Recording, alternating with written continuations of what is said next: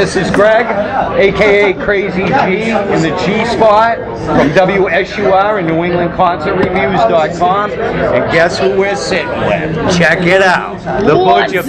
What's up? The Butcher Babies. Hello, and thanks for taking the time to be on the G spot once again. It's been a bit. How has the world of metal been to you guys? It's been pretty incredible. I mean, we're on the Mayhem Festival. Doesn't get more metal than that in North America. Yeah. I think we're on top of it right now. You know, this is kind of everything that we've been hoping for in our career. So to be on the Mayhem Festival this summer is kind of a dream come true. I can't even begin to imagine. You must be stoked. How is it playing on Mayhem? Well, as I always say, this is the first time we've actually gotten the chance to play in front of a real metal crowd. We've done some awesome tours. We just toured with Mansfield, and that was a lot of fun. But this is a real metal crowd, whereas Mansfield's was a little bit, different. So we're at home on the Mayhem Festival. I think, you look over the crowd and you see a sea of kids banging their heads. I mean, that was us years ago. So I think we connect way more on this tour than we thought we would. That's awesome. A lot has gone on since the last time we've talked. Your new CD, Goliath, just came out, and it is mammoth. Thank you. Ooh, mammoth. You're back at the hard-pounding, in-your-face attitude style of metal. Yes. What was it like writing this CD, and did the process go smoother than what you did prior? We had a lot of stuff was already written, and we had come off the Mansfield tour, and we only had a few more songs to actually write the record. A lot of these songs you hear are actually a few years old, so you hear a huge spectrum. There's the second song we wrote as a band, and the third song we wrote as a band are on the record. And then the last song we wrote in studio in one day is on the record as well. And so you kind of get to hear an evolution of the band, from start to finish, and how we started with more of a punk, thrashy vibe to now more technical. But there's a lot of diversity in our album, and I think that's what we wanted. And the process was easy. We write really well together. We sit in a room and we all write together. There's usually not one person missing, and we all write everything together. And so it's really nice, and we get to really dive into each other's personalities and to kind of relive the past with everyone. Well, it worked very well, let me tell you. You're all very creative, and some of the stuff is just mind-boggling to me. The first track, I Smell a Massacre, is ruthless and highly aggressive. What was the message with this song? I Smell a Massacre was written immediately, I think, the day after or 2 days after the Sandy Hook incident. And we were really affected by that. We really took it to heart. I mean, it seems like lately in the news and publicly we've been blaming these massacres on gun control or mental health. But really, we think that it starts with the family, and it starts with the parents, how they're raising their children, and it starts with other kids at school bullying the other children. Parents are bullies, and they raise their kids to be bullies, and that's kind of that's what we thought with I Smell a Massacre is it's kind of from the mindset of the killer, in that there's a line in it that says, "The truth remains, you've kept me in a cage." I think it's more so a message to the parents to maybe take a positive action into raising their children better. There's a lot of neglect nowadays with children, and I think that it all starts in the family. I got to give you a high five on that. This is a band-wide. This is something we all really. With this song, it means a lot to us because of that. I mean, we've all grown up in different lifestyles or different instances in our families where maybe we could have become just like the bullies or just like the Goliaths, if you will.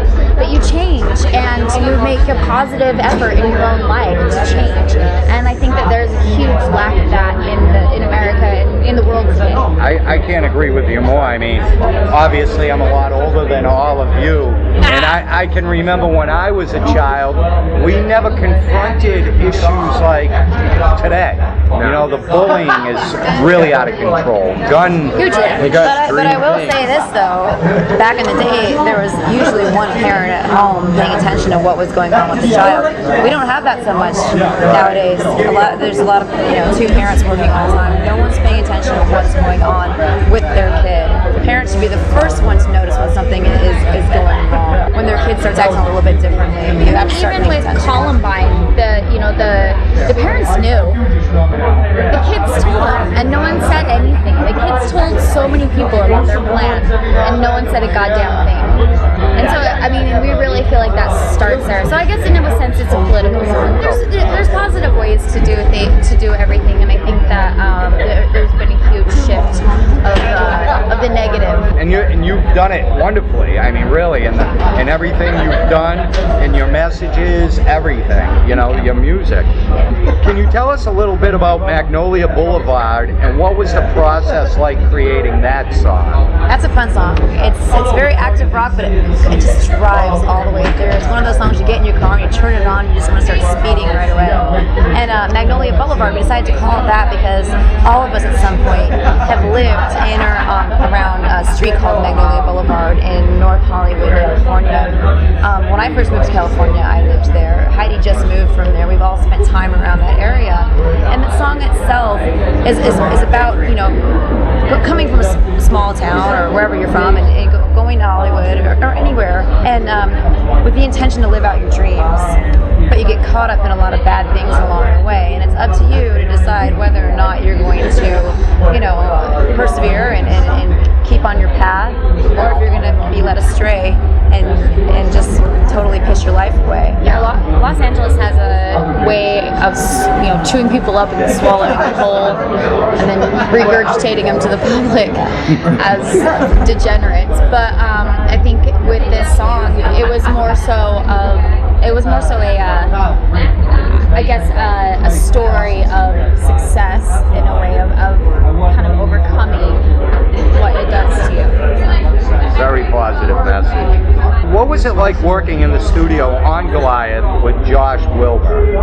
It's an incredible experience for all of us. I think all of us. I mean, I know that he made me a better vocalist for sure. And He pushed us all in our instruments, our vocals, everything like that. I mean, we got to learn a lot of new stuff. The recording process too is a little bit different. You know, we did drums last. So usually the drums go first. You know, when you're doing recordings, but you know, Henry and Jason laid down the guitars first. Yeah, the guitars first right off the bat, which is great for me because then I can just sit back. And then I had to stress out the whole time. Yeah. No, But we were doing vocals the whole time, so But it was great though, because I mean, I got a chance to, when I was actually recording the drums, I was listening to the final guitars and the final bass as well. So that was a really cool experience. Josh is like a wizard. He knew right away, like when he sat down with us in the beginning, went through the songs, and he's like, I know exactly what to do with you guys. it's got his Mondo. I'm picturing pointed hats over here.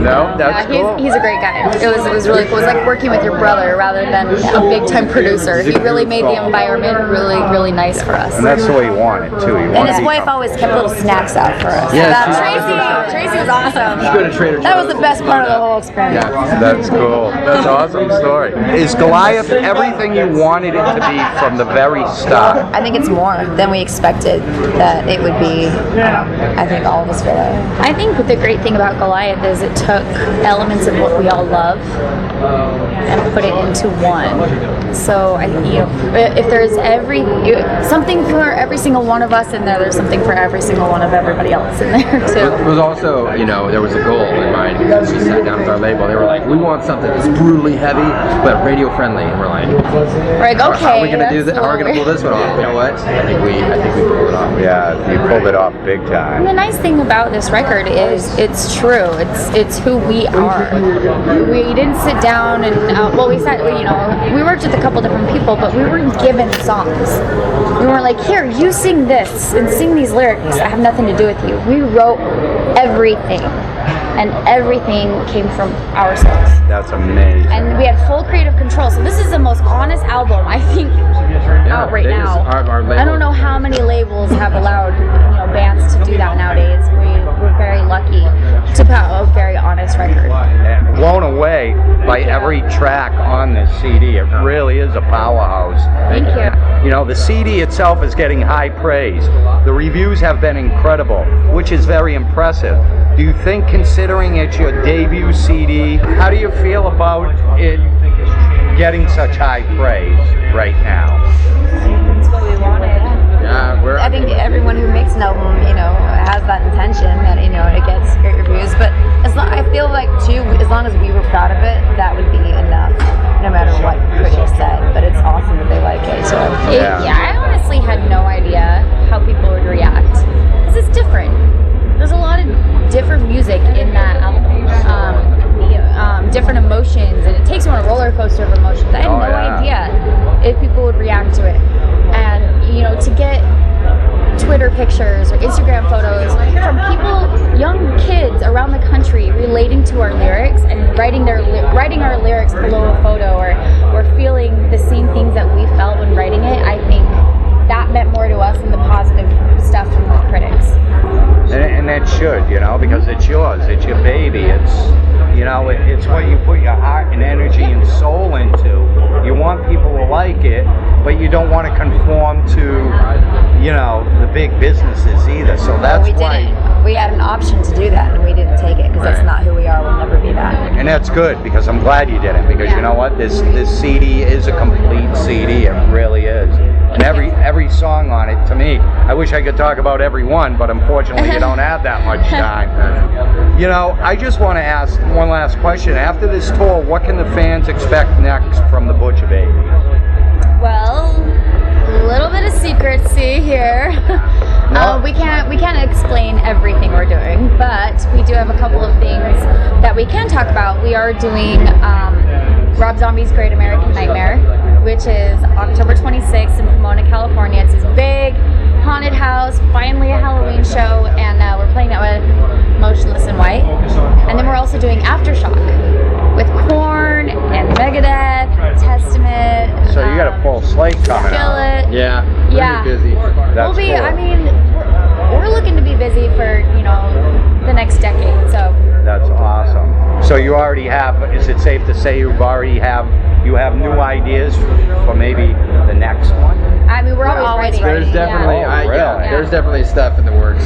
I already, before the album was even finished, I had written something that I'm like, I want this on the next record in my eyes, you know, and obviously I'll bring it to them when the time comes, but. And it's definitely interesting too, like, you know, playing in front of this crowd, you get ideas like, oh, you know what, I just have something I think this has worked really well with this crowd. So it's kind of, it's good. It gets the juices flowing. Yeah, and I mean, it gives you the experience out there, and it gives you other ideas to keep creating. And you know, I love all your ideas. I think you guys are phenomenal. I seen you with Manson at the House of Blues in Boston last year. I think it was around the fall, and then I seen you again today, and it's just like you guys are getting better and better with everything you do.